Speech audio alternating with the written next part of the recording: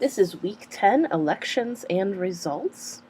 I hope that you have gotten through week nine's material because this does build off of it. If you are wondering what happens when people enter the voting booth, this is the lecture for you. So what we're going to do is first go through a few of the institutions. I'm not going to go through every single thing on the slide, but I am going to hit the high points, and your book does pick up on a lot of this as well. So the Electoral College is the process we have for electing the president. And many people think, well, we elect the president directly because we're a democracy. But the truth really is much further from that. The Electoral College is an institution that puts a barrier between the people and the president. And this is how it works. Election day, when Americans everywhere cast their ballot for the next president of the United States. Except, not really. Americans don't directly vote for president. So what's happening on election day then? It's a bit complicated because of something called the Electoral College. To keep things simple for now, think of the Electoral College as the collection of 538 votes that determine who the President of the United States will be. Why 538? Because that's the number of senators, 100, plus the number of representatives, 438 in Congress. Why are there 438 representatives in Congress? Stop asking so many questions right now, we're trying to keep this simple. These 538 votes in the Electoral College aren't given to the citizens directly, but are instead divided among the states. So how does the Electoral College give out the votes? Each state, no matter how populous or not, gets 3 votes to start. The remaining votes are given out roughly in proportion to the population of the states. The more people the state has, the more votes it gets. Here's a map of the United States showing the voting power each state has by making one hexagon equal to one Electoral College vote for president. Because Electoral College votes mostly, though not completely, scale with population, it's also a map of where people live with a bonus given to the smaller states to make them a bit bigger than they would otherwise be. In early November, when citizens go to the polls, they aren't voting for president directly, but they're really telling their state how they want it to use its electoral votes. 48 of the 50 states give all their Electoral College votes to the candidate who wins a majority in their state. Take Florida, for example, which has 29 Electoral College votes. If a candidate wins a majority, no matter how small that majority, he gets all the votes. So the path to the White House is clear. Win enough majorities in enough states to get more than half of the Electoral College votes, and you get to sit at the big desk. That wasn't so complicated, you say? Well, there were a few details left out. The Electoral College loves states, but what about the 11 million Americans who don't live in a state? What happens to their vote, and where are these people hiding? There are about 600,000 in the District of Columbia, an area set aside specifically not to be a state so that the capital of the country would be free of local politics. For most of the United States history, people living in the district didn't get to vote for president. Then, in 1964, the Constitution was amended to give D.C. the same number of votes as the least populous state, Wyoming. So the Electoral College likes D.C., but you know who it doesn't like? The territories. The often forgotten Puerto Rico, Guam, U.S. Virgin Islands, and Northern Mariana Islands get no votes from the Electoral College because they aren't states and they don't have a special constitutional amendment to recognize them. Which is a bit odd considering they're part of the United States and everyone who lives there is a citizen, so for most practical purposes they're just like D.C., and 4.4 million people live in the territories. That might not sound like a lot, but it's more than the populations of Wyoming, Vermont, North Dakota, South Dakota, Alaska, and Delaware combined. But still, no votes from the Electoral College do they get. The whole situation with territories is extra strange when you consider the final group of Americans who don't live in the states, the 6.3 million Americans who live abroad. If you're a United States citizen who moves to a foreign country, you can usually send a postal vote to the last state that you resided in. But if you move within the United States to one of its territories, you lose your right to vote for president as long as you live there, making these the only spots on the whole earth where Americans are not allowed to vote for president. Actually, they're the only spots in the whole universe because American astronauts are allowed to vote from space. The last bit of Electoral College complication is the weirdest and has to do with the votes themselves.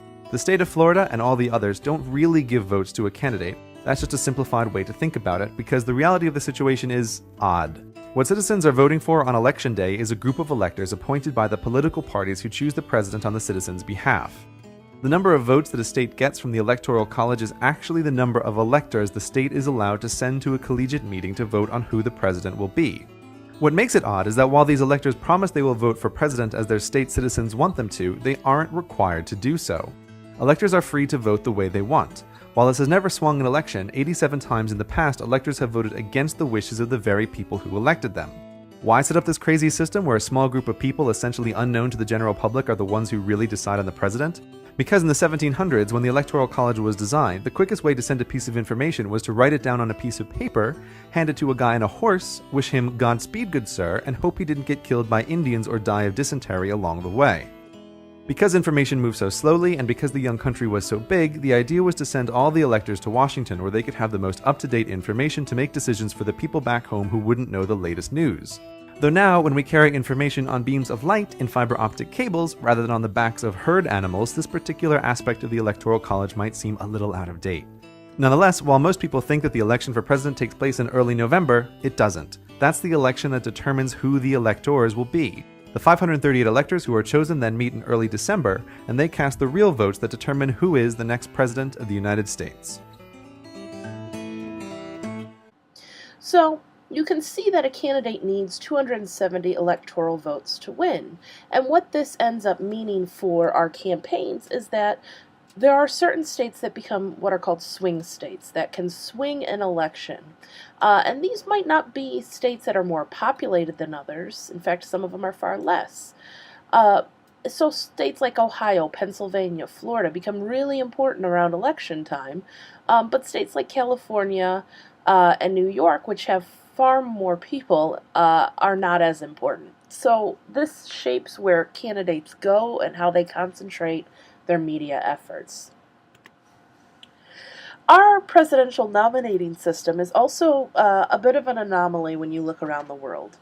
Previously, the only mention of popular sentiment would be in the back rooms of a party convention, but progressive changes in the early 20th century made it so that we now have what are called direct primaries. And direct primaries, whether they're a caucus or a primary, and what type of primary, as we'll talk about in a second, vary from state to state and party by party changes. There are some techniques, though, that the parties have for balancing popular vote. In other words, if someone was going to run away with a popular vote that the party did not like, there are opportunities for the party to stop that. The Democrats use superdelegates, who are party leaders in the Democratic Party and are given a right to vote above and beyond the normal delegates assigned to the states. And the Republicans have kind of a mixture of convention rules, such as freeing up people on sequential ballots to vote their conscience at certain points, and other procedural rules about how many states you have to win and so on, to protect from fringe groups overtaking the nomination process. So generally, we're talking about the difference between primaries and caucuses. And primaries are a preliminary election, essentially, within each party and within each state and maybe territory as well, that measure popular support for the candidates. Now remember, the nomination does not completely hinge on popular vote or caucus approval, but it is a primary concern now. So there are closed primaries where only people who have registered as that party may vote. There are semi-closed primaries where unaffiliated or independent voters can choose which party they want to vote. And then there are open primaries where anyone, regardless of party affiliation, can vote in either primary. Michigan has a version of an open primary where you can vote in either the Republican or Democratic primary, but only one. You can't vote in both. So many people will not vote with their normal party allegiance, just to try and effectuate a different result on the other side. 12 states or territories use a caucus system, and this is a more time-consuming process where people are selected either by themselves or others to go to a meeting and voice support for a candidate. These are run by the parties and not by the state government, whereas primaries have some role by the state government to implement the election. And they're more time-consuming, and there are attempts to sway caucus goers, and so fewer states use them for what seem like obvious reasons of time and money. It's important that we talk about congressional elections. So the first real thing that shapes congressional elections, outside of when people get reelected, is how we divide up these congressional representatives. So Every state gets 2 senators, so we'll leave that aside for a minute. But in terms of the House of Representatives, how does each state get its number of representatives, and then how does each state divide those representatives up by geographic territory? Because we have what is called a single member district system, where you have districts and someone wins the district, and that is the representative for that district. So you know who represents you, but voting minorities who may be spread out over several districts can never get enough to have 1 or 2 representatives of their own. The opposite of that, which takes place in a lot of modern democracies, is proportional representation.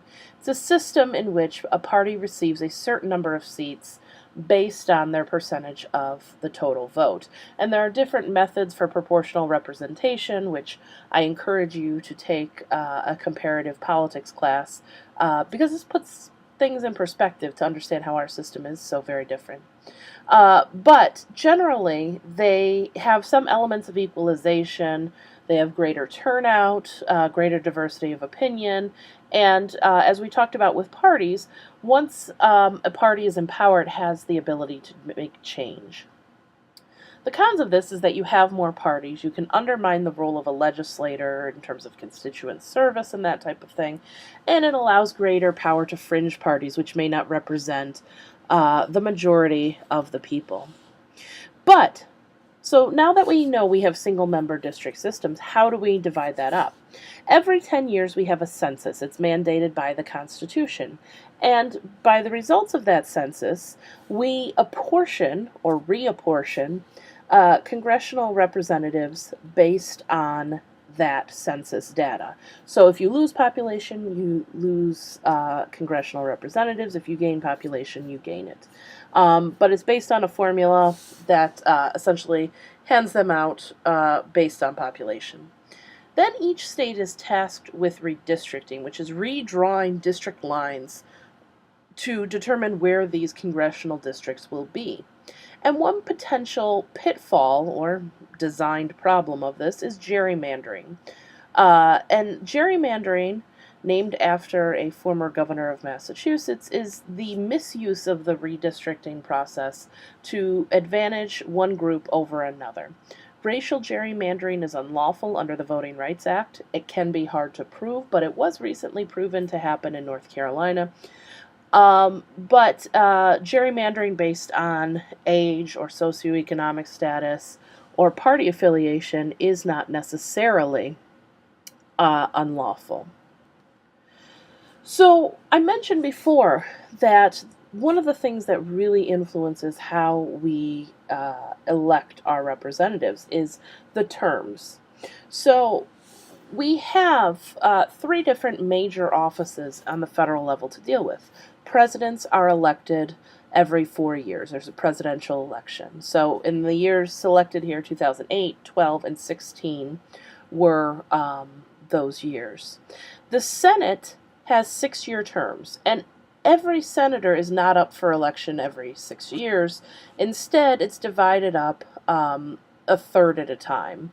So 33, 33, and actually 34, for math's sake, spread out over every 2 years. And then the House of Representatives is up for election every 2 years. The entire House is up for re-election every 2 years because they only have 2-year terms. So one thing that can happen, and did happen in 2008, is the coattails effect. This is the phenomenon where the president who wins the office brings congressional representation in with him. So his or her party wins more seats in the House and potentially in the Senate as well when he or she is elected. It usually only works the first time, so there was not as big of an effect in 2012, but it can happen then as well. So that's coattails effect. But on the same hand, or maybe the other side of that coin rather, midterm loss, like in 2010, is where the president's party loses seats in Congress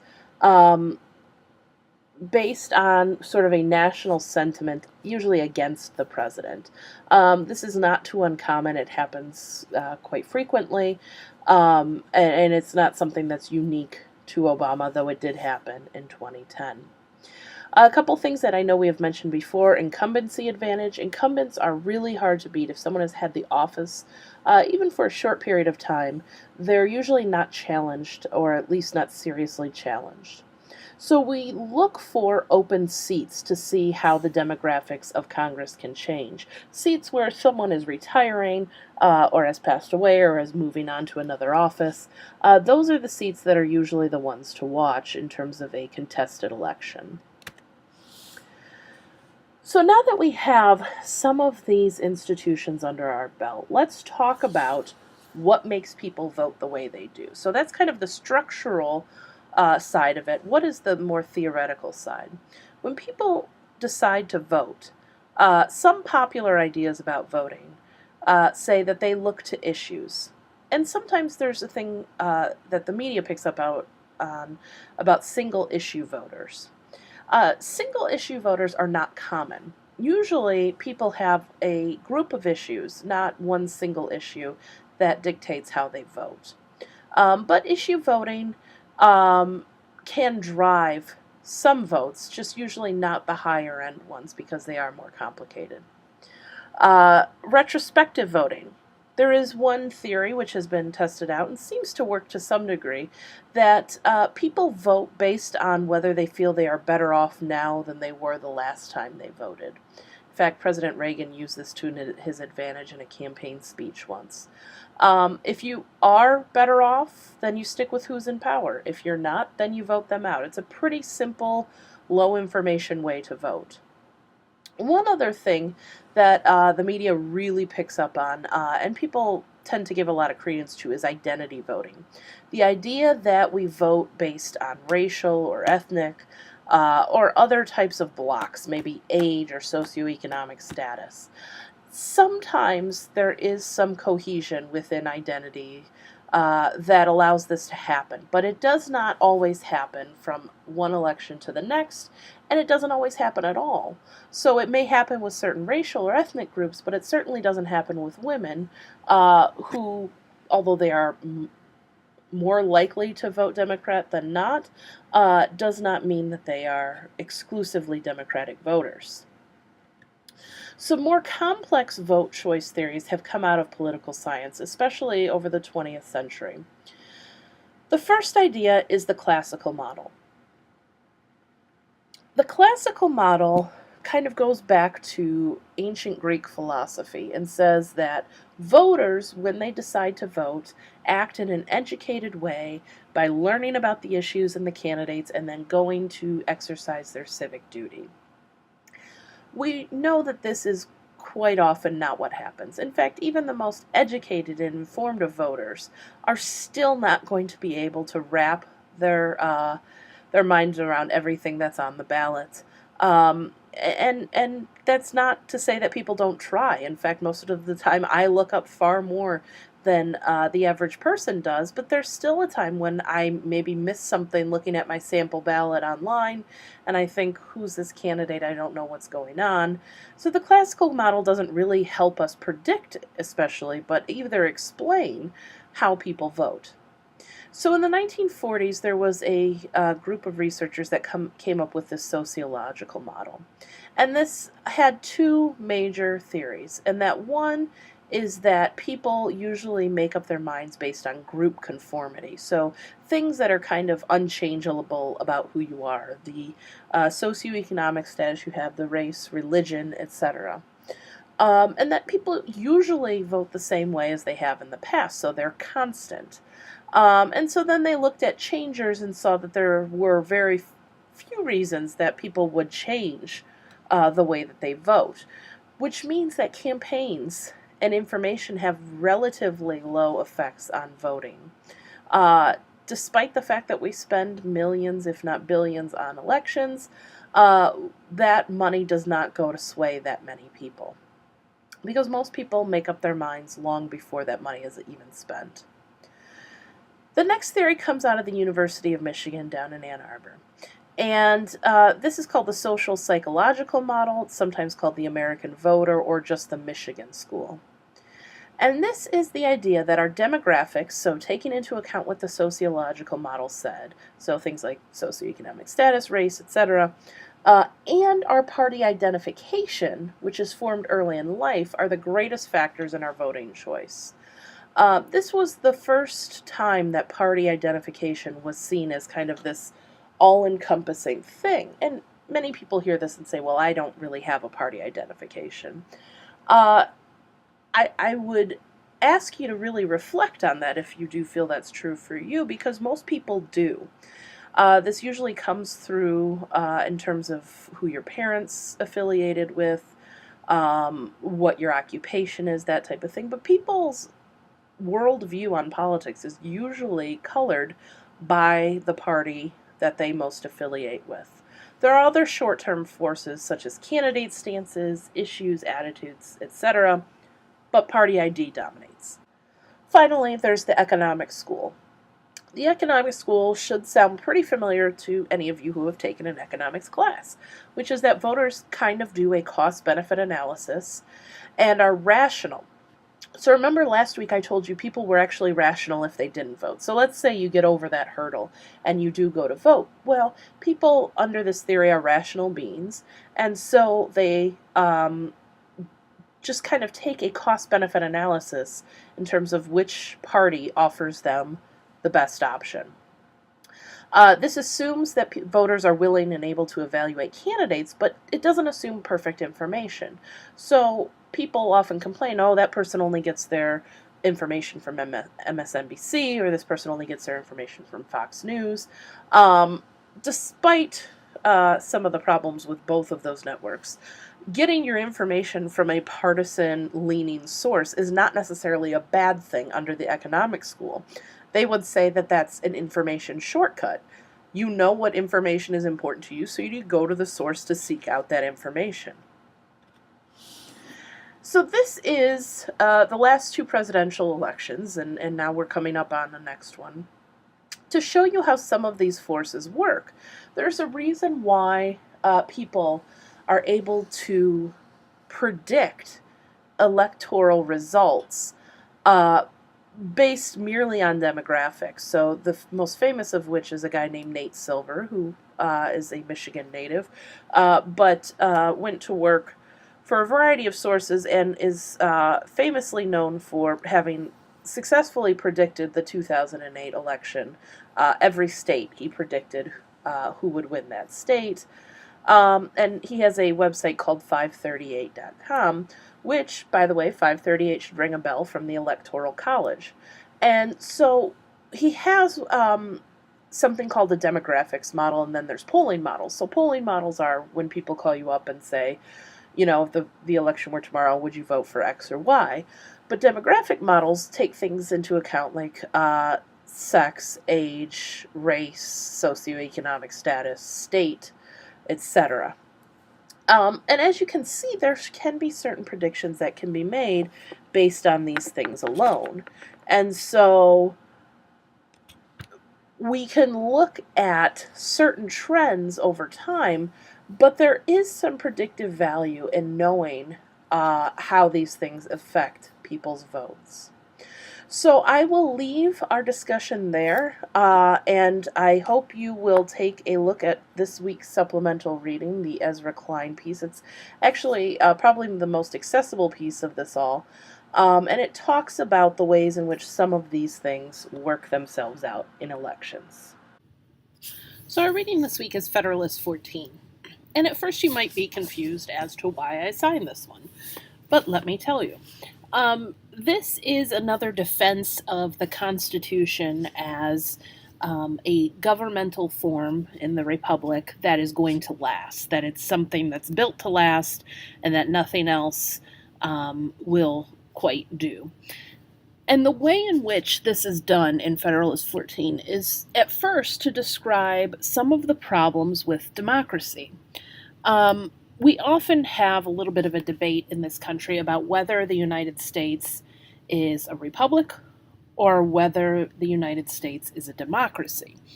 And truth be told, it's kind of a little bit of both. It's a republic, right? And that's certainly what the Federalists wanted us to buy into.